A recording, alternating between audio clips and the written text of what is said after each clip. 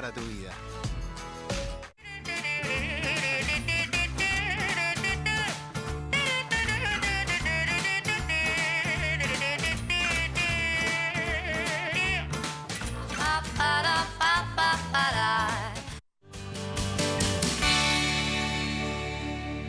Hola, ¿qué tal? ¿Cómo les va? Muy bienvenidos. Un gran placer compartir otra edición de STP, Salud en todas las políticas.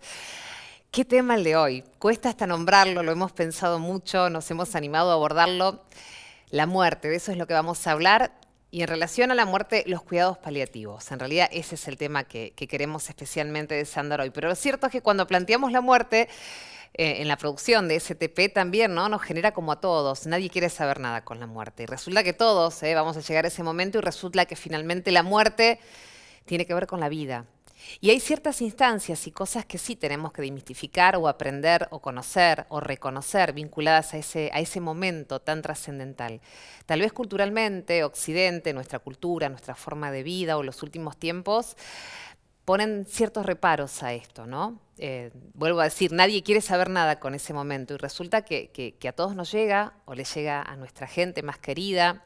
Las experiencias propias son fundamentales por ahí, ¿no? Para poder entender qué es lo que sucede cuando se va alguien que queremos mucho o cuando se muere. Creo que hasta nos cuesta hablar y nombrar la palabra muerte, morirse o enfermedades que sabemos que terminan con la muerte de una persona. Entonces hay que entender qué pasa en ese periodo, qué pasa ahí, empiezan a jugar todos los cuidados paliativos y un montón de cosas, ¿no? Que se investigan y que se realizan en torno a esta cuestión.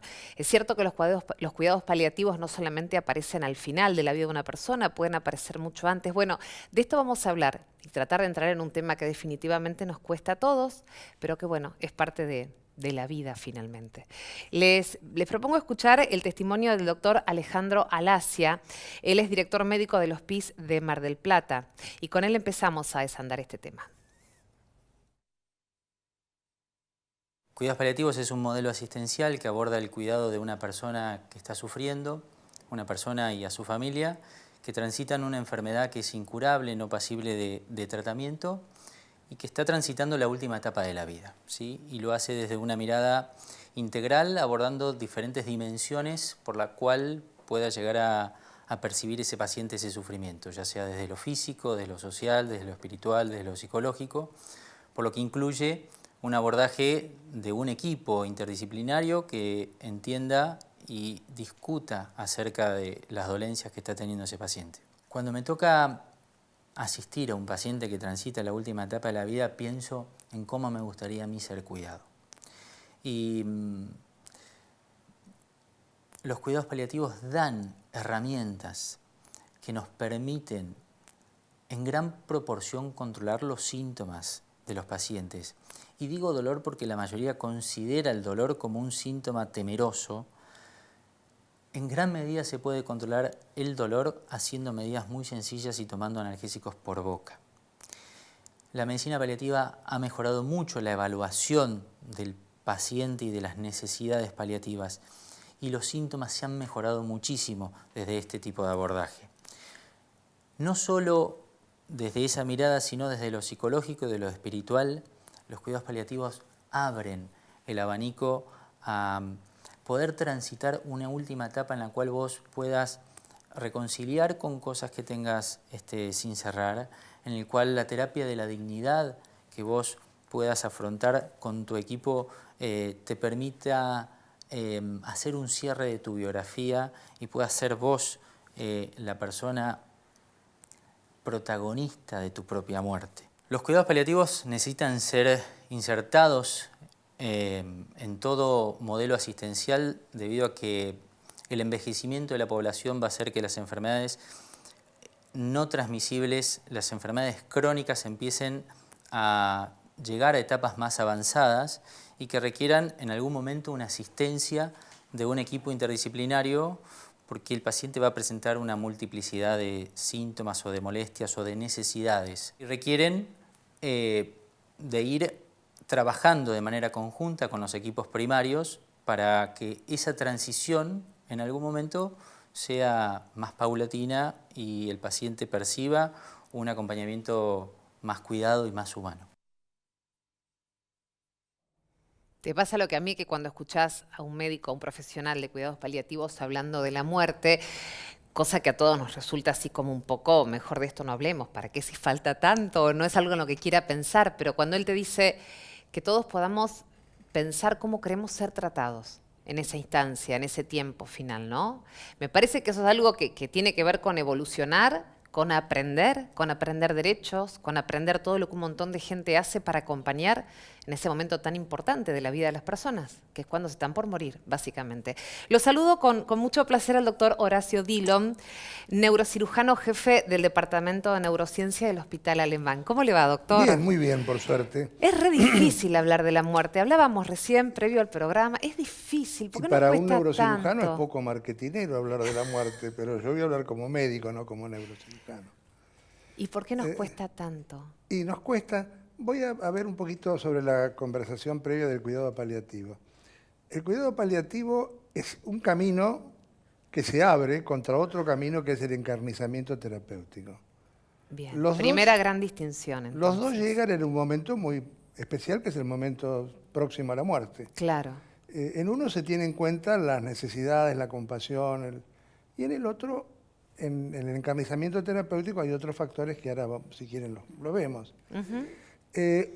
Uno cuando es médico en relación a la muerte, bueno, tiene la visión antropológica, historia religiosa de la muerte, ¿no? Como algo malo, algo de los cuentos de los chicos. Y la idea Pero- de finitud y de que un día no estamos más no le Bueno, cae bien a nadie, básicamente. está Es una bien. cosa que uno no puede digerir, ¿no? Está bien, bueno, ante eso hay dos formas de pensar, el pensamiento religioso, Claro. en el cual la muerte es un camino, y el pensamiento agnóstico, laico, en el cual la muerte es un final. Claro. Yo le diría, en relación a lo médico, nosotros los médicos, es decir, definitivamente luchamos contra la muerte, ¿no? La muerte es el último Como fracaso, concepto teóricamente. general. Ujú. Pero con los años, ¿qué pasa? Cuando uno empieza, esa lucha es feroz, es el enemigo. cuerpo a cuerpo, ¿no? Es cuerpo a Sí. cuerpo, es el enemigo. Y el campo de batalla es el paciente. Claro. Uno con el tiempo se va suavizando y llega a tener cierta relación de amistad o de empatía con la muerte, y juntos acompañan al paciente en sus momentos finales, ¿eh? No como una cosa dramática. A veces no es una situación dramática, salvo cuando hay sufrimiento, dolor, pero cuando es una muerte esperada y es un hecho natural y esperado, ¿no? ¿Y cuál es la diferencia esta que usted marcó al principio, doctor, entre el encarnizamiento médico, así dijo, y los cuidados paliativos? Son como dos caminos absolutamente distintos que un profesional puede elegir, que un paciente puede sugerir, que una familia puede optar. ¿Cómo Sí, se...? sí, mire, la cosa es así. Cuando yo era chico, los pacientes se morían vivos. Se morían vivos, se morían en su casa, rodeadas del afecto de su familia. A los nietos del viejito que se moría lo dejaban ver al abuelo, lo acompañaban. Es decir, era un hecho natural y un hecho que no asustaba. Con el advenimiento de la terapia intensiva, que es una maravilla en cuanto a la posibilidad de salvar vidas, llega la creación del respirador artificial y ahí empieza la gran cosa, ¿no? Claro. Eh, La impresión de ver al ser querido... no es la impresión, es la posibilidad Sí. de mantener viva Prolongar una... un paciente que no está vivo, está en una vida. Es decir, hoy el concepto de vida es la muerte, el paro cardiorrespiratorio es el diagnóstico de muerte. Y para tener una muerte, un paro cardiorrespiratorio, normalmente uno está en una terapia, intubado y Esperando que suceda eso. esperando mientras que tanto. suceda eso. Cuando se hace más, eso es encarnizarse. Ok. Porque, volvemos a decir, el campo de batalla es el paciente. Está clara esa Entonces figura. ahí uno está Claro. peleando sobre el paciente. Y previo a esa instancia de una terapia intensiva con respirador, previo a eso, fue donde se debieron aplicar los cuidados paliativos, es decir, haber acompañado a ese paciente en sus momentos de enfermedad. No, hay veces que el paciente va a terapia intensiva por necesidades reales y la terapia intensiva, con toda su tecnología y con la maravilla que es la terapia intensiva, revierte esas situaciones. Claro. Pero otras veces no hay un objetivo claro de reversible, Claro. y entonces ahí en ese caso uno emplea los cuidados paliativos.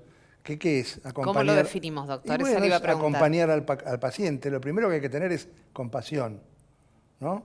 Acompañar al paciente, evitarle que tenga dolor, que tenga sufrimiento, que esté confortable. Eso le da el cuidado paliativo.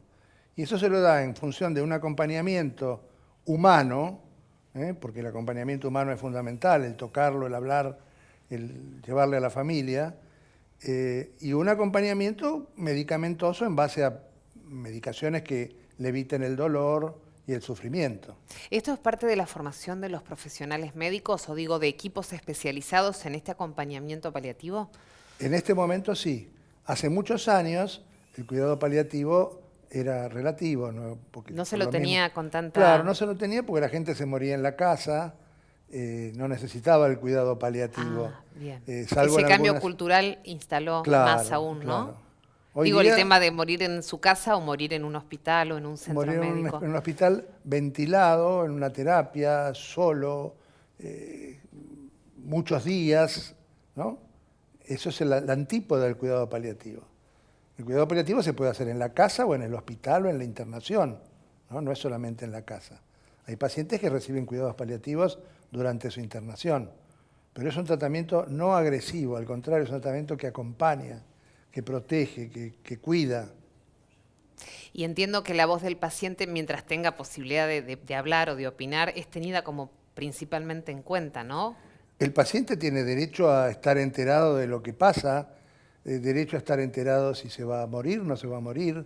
¿Pero todo el mundo lo quiere saber, doctor? No, ¿o sí? No, la gente en general no lo quiere saber, pero el saberlo lleva a que el último periodo sea de una gran tranquilidad, porque esa gente tiene posibilidad de expresar cosas que nunca expresó, reencontrarse con personas que en su momento estaban muy cercanas y se han alejado.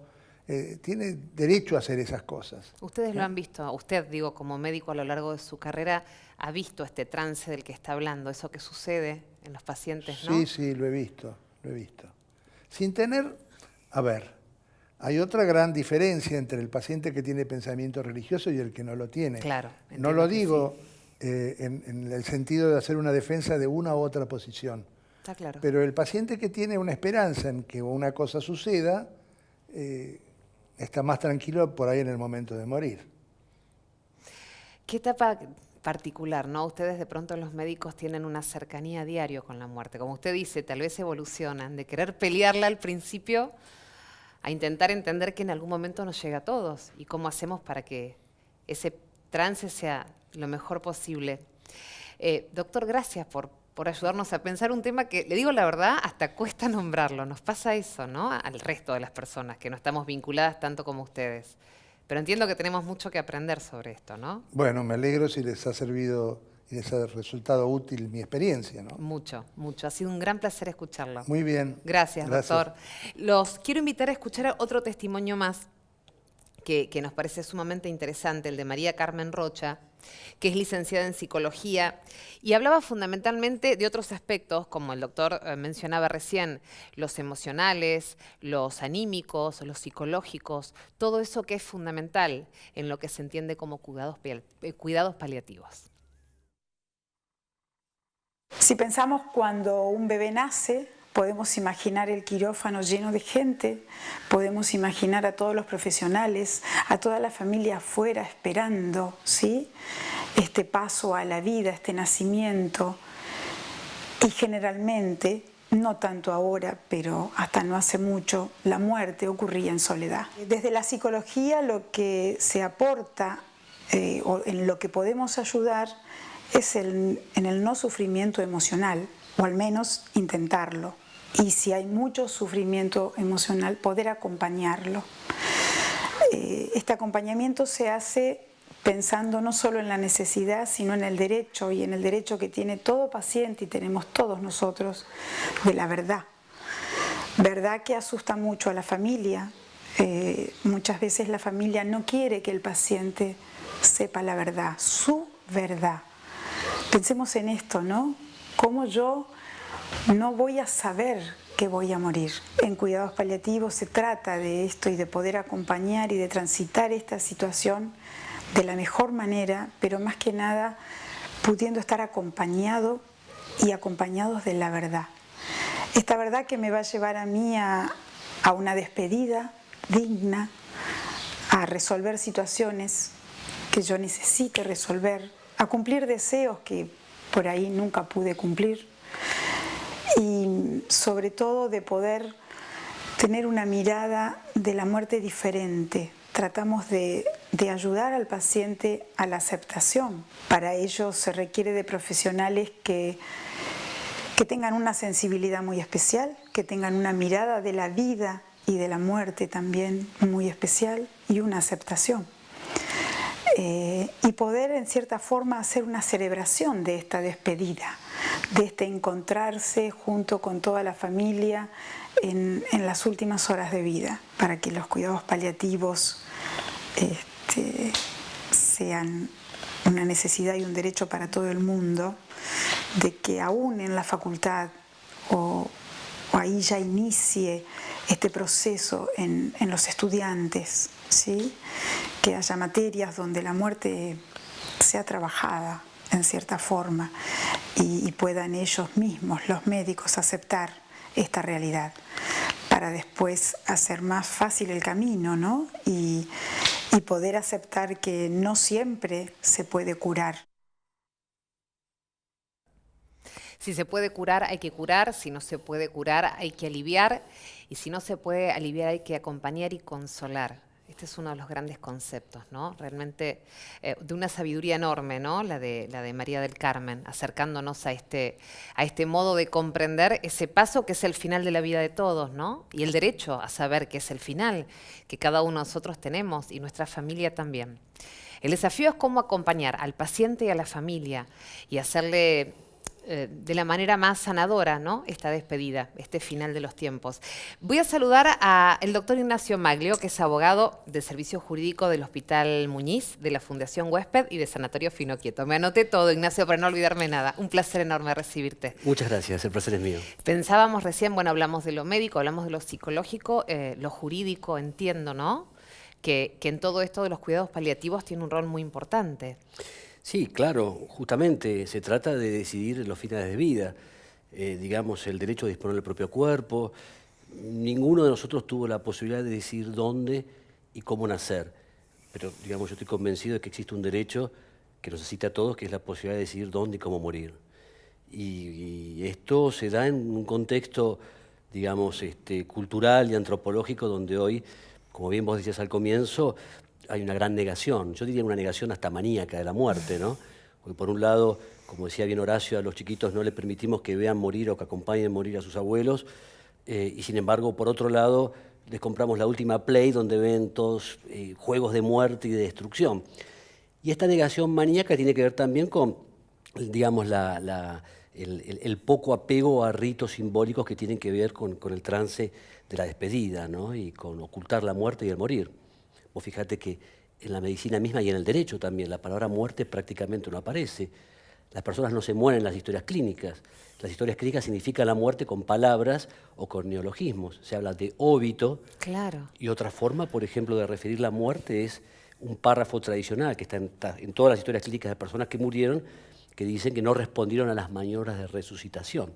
Es cierto, evadimos hasta eso, no nombrarlo. La responsabilidad de la muerte, es decir, el que no Claro. responde es el paciente. Claro. Y por otro lado, utilizar, digamos, figuras que van más allá de lo humano a lo metafísico, como la resucitación o la reanimación, ¿no? Es cierto, ¿no? No lo hacemos carne, no lo hacemos terrenal finalmente, que es lo que sucede.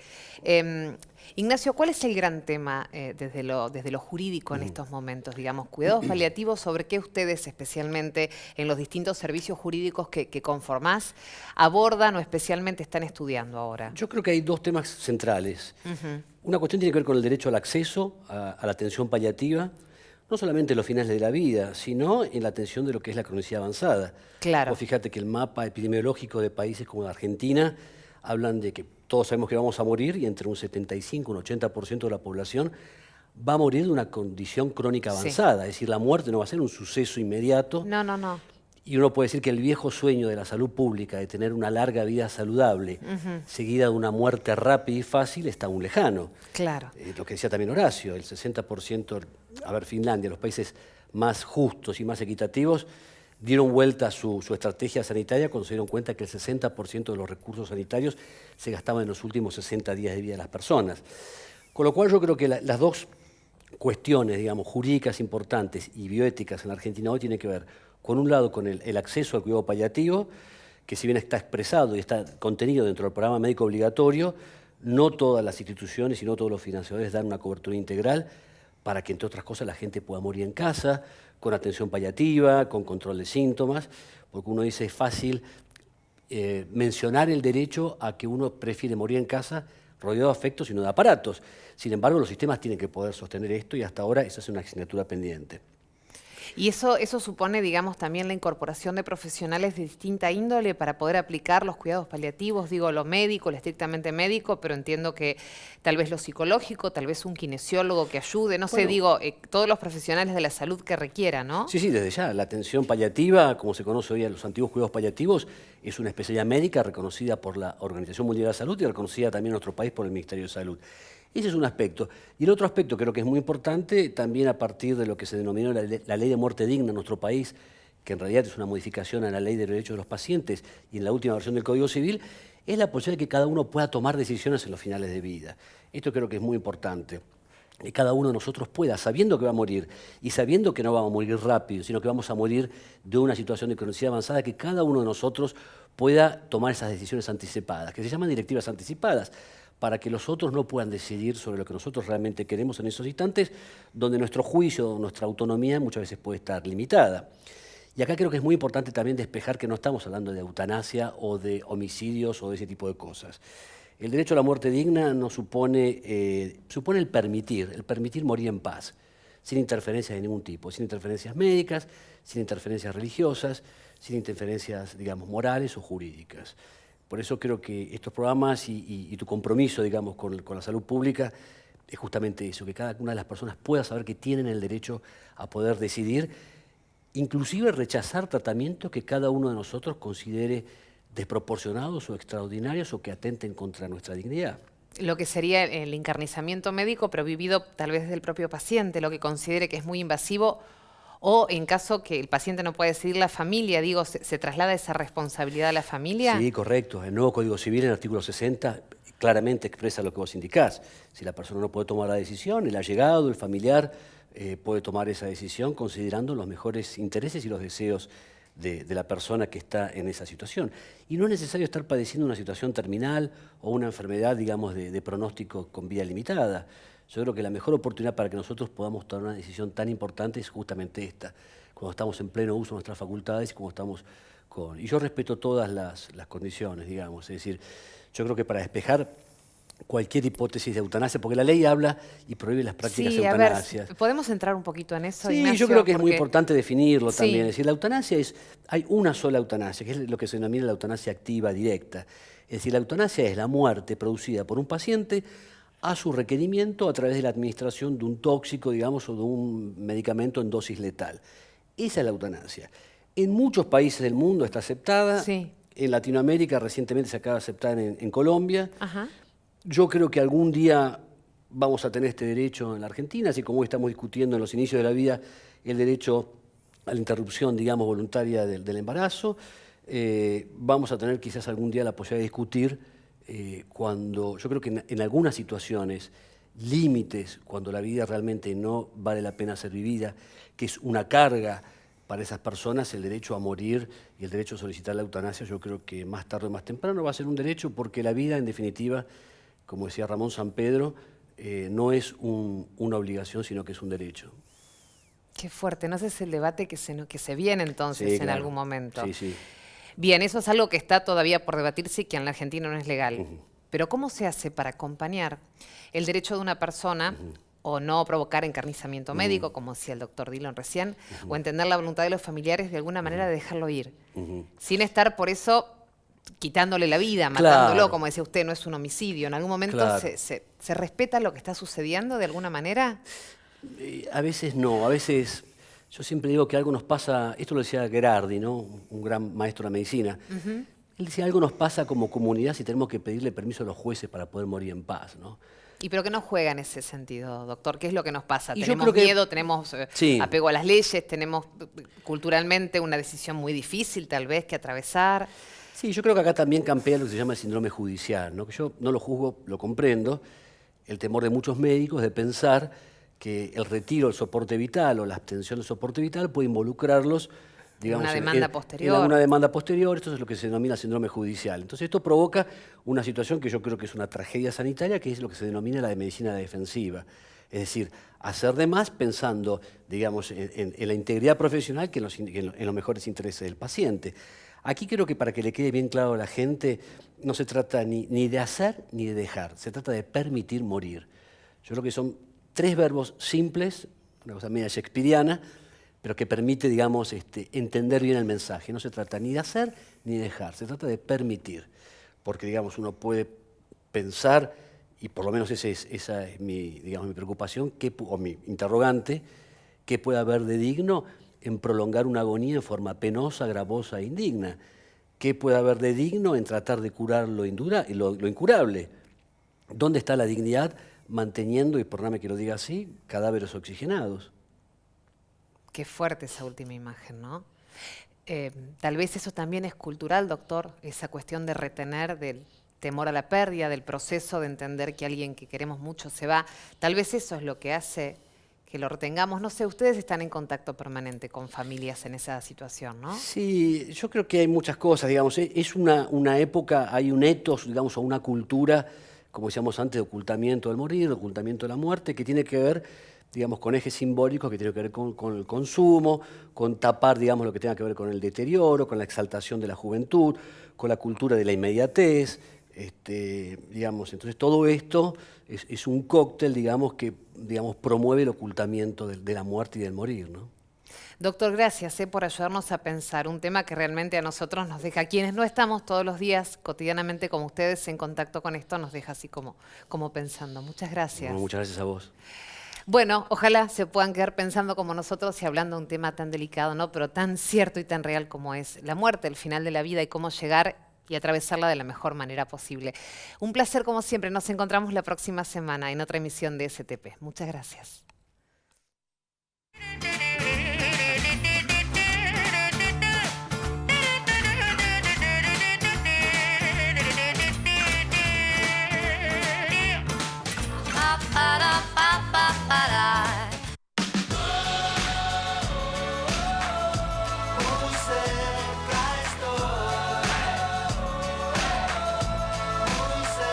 Medife, más para tu vida. A veces para ganar, más vale jugarla de callado. Bueno, estamos transmitiendo en vivo en el Caballo de Madera por entrada a Troya. Mala mía. Que un like no cambie tu historia. Os de Neo, seguí tu plan.